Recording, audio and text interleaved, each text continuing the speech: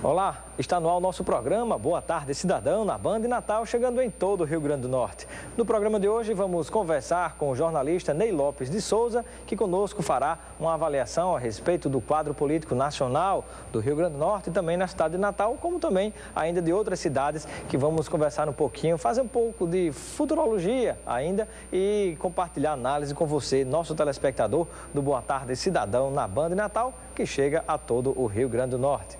Eu quero lembrar a você que nos acompanha que quando quiser mais informação, quiser acompanhar os bastidores do dia a dia da política, da cidadania, acesse o nosso site, nosso blog, www.robsoncarvalho.com, nosso site, nosso blog da política e cidadania. E também você pode ser nosso seguidor ou nossa seguidora nas nossas mídias sociais. Lá no Periscope, no Instagram e também no Twitter, o nosso nome é Robson Cidadão. Seja nosso seguidor e acompanhe o dia a dia que nós atuamos diretamente nos bastidores e compartilhamos informação com você que está sempre ligado conosco aqui na Band Natal.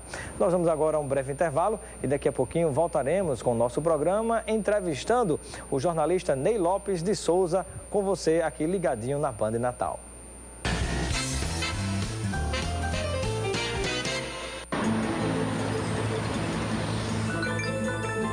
Você não precisa atender coisa nenhuma. Você precisa manter sua atenção no trânsito. Preciso responder. Não, você não ganha tempo com isso, você ganha multa e ponto na carteira. É do trabalho. Você não faz porque precisa, você faz porque quer, né? Usar o celular enquanto dirige não tem justificativa. Já pensou nisso? Uma campanha motorista do bem, Detran e governo do RN. Aniversário Nordestão promoção, maior promoção aniversário Nordestão. Melancia Baby famosa quilo 1,49, laranja Bahia quilo 2,49, goma Sinhá Maria peneirada pacote quilo 3,29, tomate longa vida quilo 1,89. E na seção de frios e laticínios todo dia tem promoção pra você. Aniversário Nordestão. Aproveite a maior festa de ofertas da cidade e compartilhe essa alegria.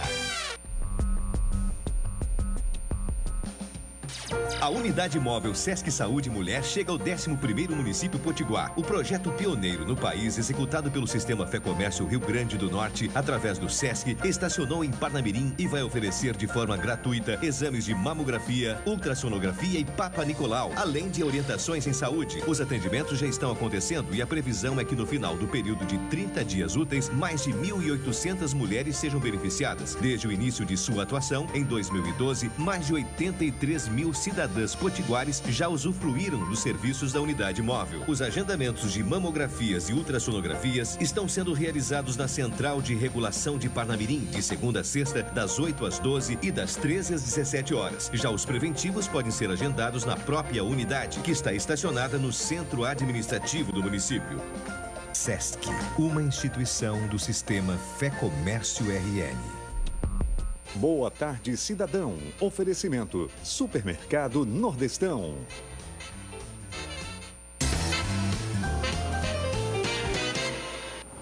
Estamos de volta com o nosso programa Boa Tarde Cidadão na Band Natal, chegando em todo o Rio Grande do Norte. E agora vamos conversar com Ney Lopes de Souza, jornalista que recebe o nosso Boa Tarde. Seja bem-vindo ao nosso programa.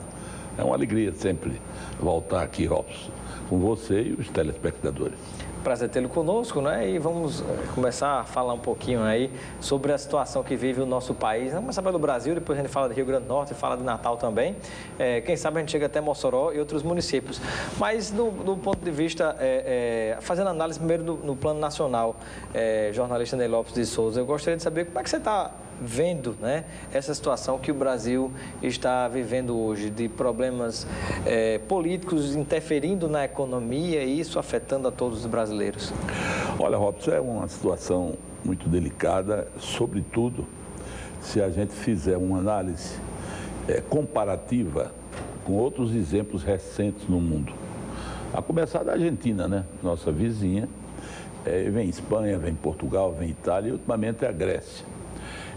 O que existe e que é inegável da mesma forma que a economia mundial teve um crescimento muito grande no início do século XXI, e está havendo uma retração, sobretudo em função da China, que é o grande comprador mundial e o maior comprador brasileiro, que está num processo de reversão econômica, de redução de importações deles lá, o que reflete diretamente na balança de pagamento do país. Então eu acho um momento muito grave, porque se você olhar a questão sobre o ângulo interno, nossa dívida interna de mais de 3,5 trilhões de reais pressiona violentamente a inflação, o que gera o desemprego, o desestímulo ao investimento e algumas coisas que rondam ainda aí no mundo global, porque você não pode deixar de falar em Brasil sem comparar com o resto do mundo. O mundo é uma aldeia, né? O mundo global, você tem que ter uma visão global.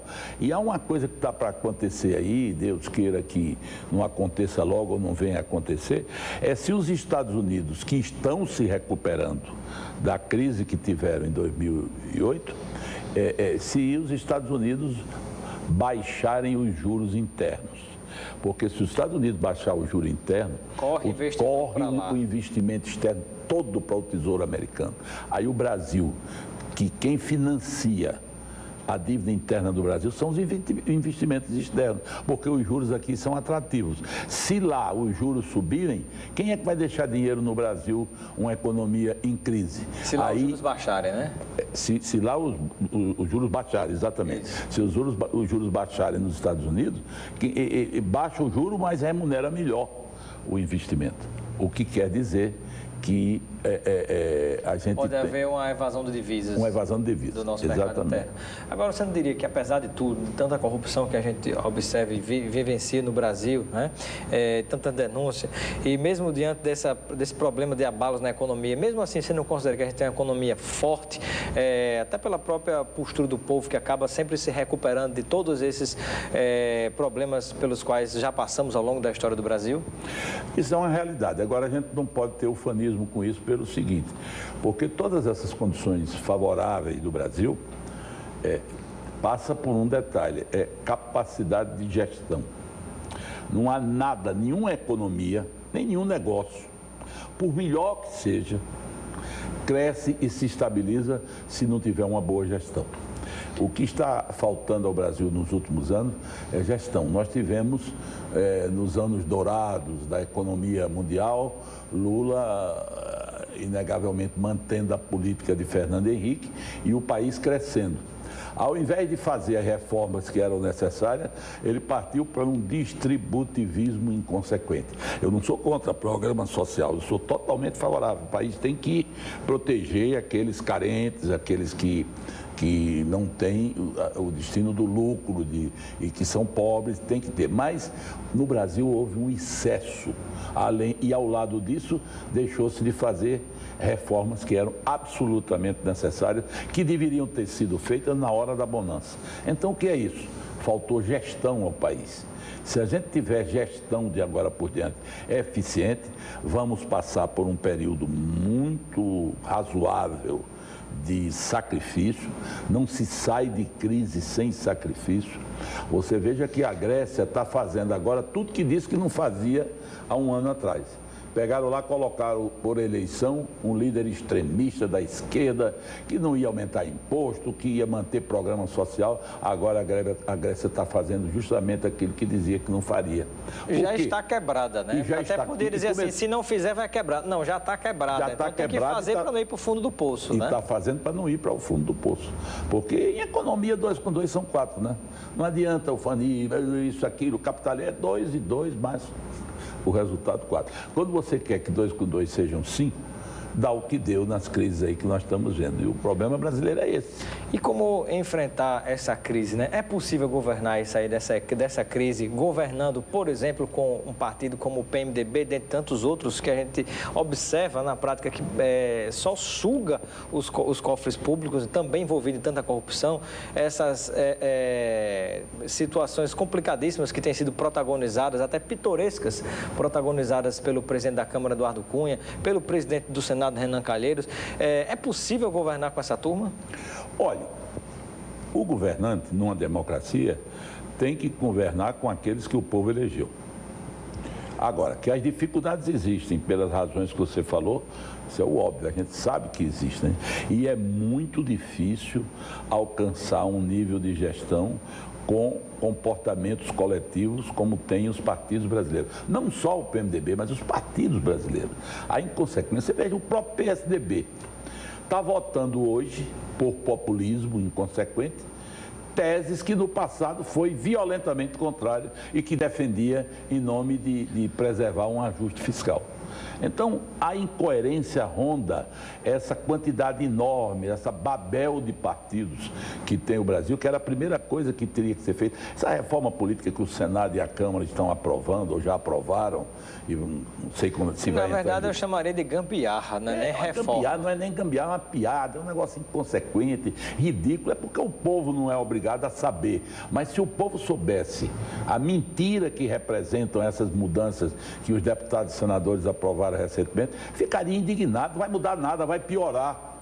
Você veja, por exemplo, agora quem vai receber dinheiro são os partidos, recebem diretamente das empresas. Para quê? Para piorar, é o grupinho que vai ter acesso, a família, os apaniguados, fica pior os partidos do que políticos no Brasil, o Rio Grande do Norte não é diferente, tem donos, literalmente proprietários. Proprietários privados, latifundiários, e que não admite desapropriação por interesse público, não, são deles. O partido, você tem o partido, até a prestação de conta é referendada só no Tribunal de Contas. Um fundo partidário que eles multiplicaram. Olha, tem coisas incríveis do Brasil que ninguém precisaria. Aí sim é a gestão. E eu não sei com esse Congresso que está aí se isso é possível. Eu soube um dia desse, um número, que são mais de 10 bilhões de reais por ano só o imposto sindical. Para manter empregadores, não, empregados e empregadores. Aliás, em alguns casos com alta mordomia e também sem fiscalização do Tribunal de Contas. Justamente quem recebe o imposto sindical é quem combate aumento de imposto. Devia começar terminando o imposto sindical, que já era uma economia muito grande para o país, e a Organização Internacional do Trabalho, a OIT, é favorável à liberdade sindical. Quem quiser se inscrever no sindicato, se inscreva e pague a mensalidade. O Estado não pode fazer como é o Brasil, que arrecada o imposto sindical e entrega aos sindicatos de patrões e de empregados. Então, a reforma trabalhista tinha que passar por aí. Verdade. Estamos conversando com o jornalista Ney Lopes de Souza no Boa Tarde Cidadão de hoje. Nós vamos a um breve intervalo e daqui a pouquinho voltaremos com o nosso Boa Tarde Cidadão, trazendo mais informação e falando sobre Rio Grande do Norte e também Natal com você, nosso telespectador. Até já.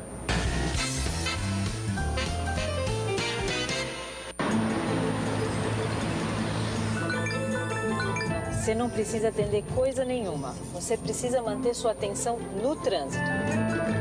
Preciso responder. Não, você não ganha tempo com isso, você ganha multa e ponto na carteira. É no trabalho. Você não faz porque precisa, você faz porque quer, né? Usar o celular enquanto dirige não tem justificativa. Já pensou nisso? Uma campanha motorista do bem, Detran e governo do RN. Aniversário Nordestão maior promoção é Aniversário Nordestão. Melancia Baby famosa quilo 1,49. Laranja Bahia quilo 2,49. Goma Sinhá Maria peneirada pacote quilo 3,29. Tomate longa vida quilo 1,89. E na seção de frios e laticínios todo dia tem promoção pra você. Aniversário Nordestão. Aproveite a maior festa de ofertas da cidade e compartilhe essa alegria. A Unidade Móvel Sesc Saúde Mulher chega ao 11º município Potiguar. O projeto pioneiro no país, executado pelo Sistema Fé Comércio Rio Grande do Norte, através do Sesc, estacionou em Parnamirim e vai oferecer de forma gratuita exames de mamografia, ultrassonografia e Papa Nicolau, além de orientações em saúde. Os atendimentos já estão acontecendo e a previsão é que no final do período de 30 dias úteis, mais de 1.800 mulheres sejam beneficiadas. Desde o início de sua atuação, em 2012, mais de 83 mil cidadãs potiguares já usufruíram dos serviços da unidade móvel. Os agendamentos de mamografias e ultrassonografias estão sendo realizados na Central de Regulação de Parnamirim, de segunda a sexta, das 8 às 12 e das 13 às 17 horas. Já os preventivos podem ser agendados na própria unidade, que está estacionada no centro administrativo do município. Sesc, uma instituição do Sistema Fé Comércio RN. Boa tarde, cidadão. Oferecimento: Supermercado Nordestão.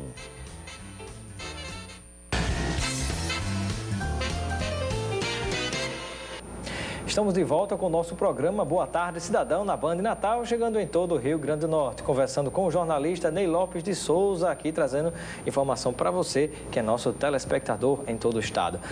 Conversar agora, Ney Lopes, sobre a nossa política local, né? Governo do estado. Como é que você está avaliando esses 8 meses de governo, né? Sobre essa nova gestão de Robson Faria? Olha, a gente percebe uma determinação muito grande do governador Robson Faria, né? Ele tem buscado tirar leite de pedra, como a gente diz na prática, né? Sobretudo para manter em dia o pagamento do funcionalismo, que eu faço votos que consiga, embora seja muito difícil, porque a redução da receita está se dando no país todo, não é só no Rio Grande do Norte. O Robson tem enfrentado dificuldades, mas tem ido bem, tem mantido um bom nível de popularidade. No 7 de setembro ele chegou a ser aplaudido em praça pública, quando em Brasília ocorreu o que ocorreu. Agora, nós estamos chegando ao fim do mês de setembro, que é um período muito importante para o governo Robson Faria. Ele tem, quer queira, quer não queira, quer a administração esteja difícil ou não, quer ele tenha que se empenhar mais na administração, mas ele tem que definir a estratégia política dele. E o final do mês de setembro é o prazo que termina a possibilidade de filiação a partidos políticos para disputas e alianças e coligações na eleição de 2016 e preparação para 2018. Quem quiser ser candidato até o dia 5 de outubro tem que estar filiado, né? Quem não tiver filiação partidária ou quem for mudar de partido com o novo PL, que parece que vem mesmo aí, né? Ou outros partidos também, poderá ter essa opção até o dia 5 de outubro, né? Ou seja, já começam aí a se mexer as pedras para as regras do jogo do próximo ano. O time tem que estar escalado. O time tem que estar escalado. O técnico, que é o governador, tem que pensar quem é que ele vai escalar. E olhando para 2018, porque naturalmente ele é candidato à reeleição. Não pode deixar isso de lado. Aí você olha para o governo hoje politicamente está montado na pessoa do governador, que é muito habilidoso, capaz, mas você não sente uma estratégia política do governo, nem pessoas que façam política para o governador. O governador agregou no secretariado adversários, hoje correligionários. Tudo bem, é uma estratégia, mas o que é que isso vai dar de resultado político eleitoral para 2016 e para 2018, se não em termos dessas pessoas terem voto, mas no sentido de resultados de governo que se voltem para o interesse do sistema. Então, esse final do mês de setembro e início de outubro é um período muito importante no Rio Grande do Norte, porque com certeza, com a habilidade que o governador tem, ele está pensando nisso. Eu estou sabendo que o ministro Kassab vem ao Rio Grande do Norte para estar presente em umas filiações do PSD. Ninguém sabe se o PL vem ou não, como você muito bem, está dependendo de uma decisão do TSE. Mas o governador, por exemplo, há um dado muito importante que eu trago aqui concretamente. Há uma pedra que vai influir muito na política do Rio Grande do Norte. Não estou dizendo que vai decidir, mas vai influir. É se Rosalba Ciarline for ou não candidata a prefeita de Mossoró. Para isso, ela precisa ser elegível, ou seja, o TSE liberá-la. A ação que deu causa a esse processo do TSE já foi arquivada em Mossoró. Então, a probabilidade é de 99% de Rosalba ser elegível. Pode até não ser até o fim desse mês, passar esse período. Mas ela terá que se vincular a um partido até esse prazo fatal e mesmo que o TSE julgue em outubro, ela pode ser candidata. Rosalba candidata, o governador Robson tem que decidir para onde ele vai no sentido de alianças. Isso é inevitável, ele é o grande líder, tem o sistema. Passará certamente por Mossoró também, inclusive porque Mossoró, foi por Mossoró que começou a própria vitória dele como governador. Olha, né? Na eleição lá de Francisco Silveira Júnior. A eleição de Mossoró foi um trabalho só do sistema de Robson? Não foi, todo mundo sabe que não foi. Houve soma, né? Então, para onde é que vai Rosalba? Vamos deixar, nós que temos compromisso, eu pelo menos tenho o compromisso do PSD, tenho o compromisso do governador, vamos deixar que esse grupo vá para as mãos de Henrique e Vilma, como dentro do governo dele deve ter articuladores tentando atrair adversários para virem para o governo? Será que ele vai fazer isso? Se ele fizer isso, ele nega a própria eleição dele. Então, uma abertura para Rosalba, para o grupo de Rosalba, é uma coisa que precisa ser urgentemente definida, porque esse grupo influi não é só em Mossoró, é em Areia Branca, em Apodi, em Paulo Sérgio. Rosalba candidata a prefeita de Mossoró, para haver diálogo com Robson Faria, ela certamente postularia ser ela a candidata. Como é que ficaria, por exemplo, o atual prefeito? Ele não seria candidato à reeleição? Muito simples. É uma questão de lógica. Aplica uma pesquisa idônea, quem tiver mais possibilidade, o governo apoia. E o que não tiver é aproveitado no sistema político. O que não pode é insistir para uma derrota. Aí não pode. Porque aí tem um reflexo muito negativo. Aí não está em jogo lealdade, por exemplo. E Silveira Júnior ser, por exemplo, o vice de Rosalba? Porque ela certamente postula no futuro, um pouco mais adiante, pleitear uma outra candidatura majoritária. Há quem fale que ela pode disputar novamente o Senado ou pensar em outras candidaturas e passaria isso pela Prefeitura de Mossoró. Você enxerga possível essa composição? Eu vejo com total possibilidade. Agora, o governo é que tem que definir. Porque se Rosalba não se compuser com Robson, ela votou, por exemplo, o PT não se alia ao DEM. Rosalba não é mais do DEM. E votou em Fátima abertamente. Como votou em Robson abertamente também. Então, Henrique está circundando Rosalba, o DEM também. E o governo vê isso como? O PSD vê isso como? É preciso definir essa estratégia, para que a gente não enfrente dificuldade não é cooptação, mas de coligação. A gente vê tanta gente que votou contra já dentro do governo se beneficiando e Rosalba que ajudou para botar para fora, tem que definir isso. Se for, é uma decisão que a gente tem que entender que é soberana, mas precisa haver essa decisão. Vai optar para trazer Vilma e Henrique como na eleição de 2014, houve estrategistas idênticos que levaram Vilma para os braços de Henrique. Nesse episódio, trocaram 6 por meia dúzia. É bom que Robson não troque 6 por meia dúzia. E pensando agora na situação de Natal, né? Nós temos em Natal a candidatura natural à reeleição do prefeito Carlos Eduardo, que o que se fala nos bastidores é que ele tentaria utilizar, caso fosse reeleito prefeito de Natal, a própria estrutura que tem para no futuro próximo, governaria só 2 anos, para disputar o governo do estado contra o próprio Robson Faria também. Então, como é que você avalia essa situação do quadro em Natal hoje? Olha, há essa estratégia de Carlos Eduardo. Claro que Carlos Eduardo, ele quer unificar, já conseguiu a família Alves, é uma questão de família. O PMDB aqui é uma família, a serviço da busca do poder. E ele tem todo mundo sabe que ele tem esse projeto. É uma situação delicada e que também vem aquilo que eu disse antes. A população pode interpretar também que está se utilizando a Prefeitura de Natal como um trampolim para o governo. Mas é importante que o governador Robson e o PSD definam estratégia. Não pode ficar nessa... Eu não estou dizendo que não existam conversas, mas está na hora da opinião pública começar a se adaptar com novas alianças. Ou novas, ou velhas, ou atuais. Agora, o governo está necessitando de um diálogo político, de uma estratégia política. Cuidou de muita coisa, cooptou gente, abriu espaço para gente, para muitas pessoas, tudo, mas a parte política também precisa ser cuidada. Eu sei eu repito, que o governador tem carisma, tem capacidade, tem liderança, tem habilidade e pode ser que eu esteja dizendo uma besteira, ele sozinho consiga suprir tudo isso. Pode ser, mas eu achava ter mais cautela se fosse montada uma estratégia no sentido de dar mais dinâmica ao PSD, mais visibilidade, mais proposta, sobretudo porque no momento de crise, se você não tem o que dar agora, pelo menos defina o que você pode dar no futuro. É uma maneira do povo ficar, de certa forma, satisfeito. E Vilma de Faria, disputa ou não disputa novamente a Prefeitura de Natal? Qual é a sua avaliação? Acho que não. Permanece com Carlos Eduardo? Eu acho que há a possibilidade de permanecer com Carlos Eduardo, embora eu ache isso remoto. Eu não acredito que Carlos Eduardo queira. Eu acho que Carlos Eduardo, Henrique e tudo vão estimular ela para ser candidata a vereadora sob o argumento de que ela terá uma grande votação. Pode até ter, ninguém pode negar que Vilma é uma líder, foi governadora, é uma pessoa muito bem avaliada, eu não estou negando isso. Mas olha lá, é muito perigoso essa história de grandes líderes disputar a eleição proporcional. Eu já vi muita gente não alcançar o que pensa que tem. Porque o grande líder majoritário, ele soma votos em disputa com 3, 4 pessoas.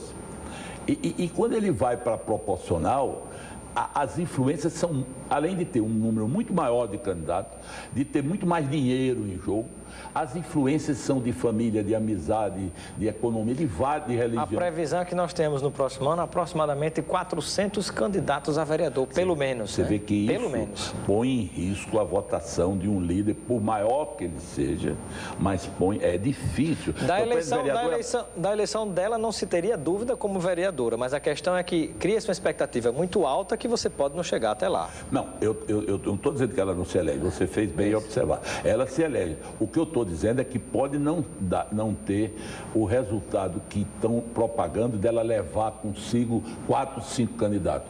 Isso eu até não acredito. Eu de saída... É um exagero, é um exagero. Agora, que ela se elegeria. Não sei se é o melhor caminho para ela, não sei. Aí você vem... A priori o jogo parece ser para deputada federal, né?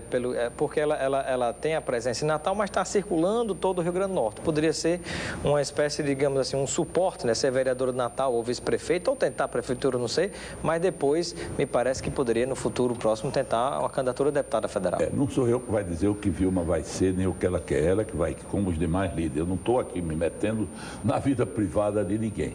Eu estou analisando com você, falando alto, né?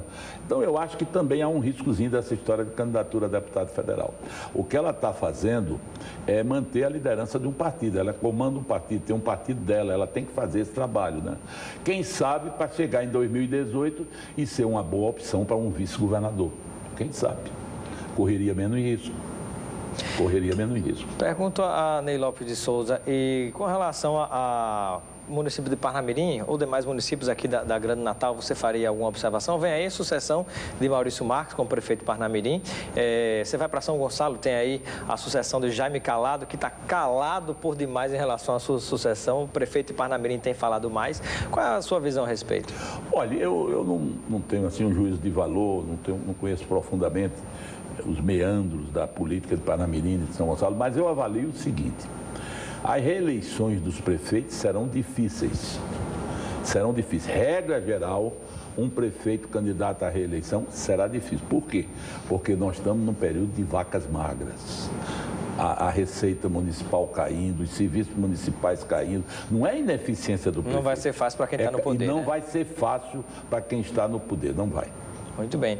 Quero agradecer a participação de Ney Lopes de Souza, jornalista aqui do nosso Boa Tarde Cidadão. Seja sempre bem-vindo. Muito obrigado, boa tarde.